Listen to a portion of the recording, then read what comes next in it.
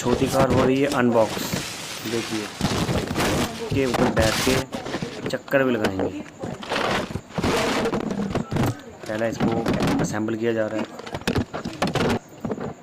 Long drive के लिए। Long drive के लिए असेंबल हो गई। Very good. अब हैंडल भी लग गया। इसके मिरर, साइड मिरर जो होते हैं, अब बैक भी चलना स्टार्ट हो गया।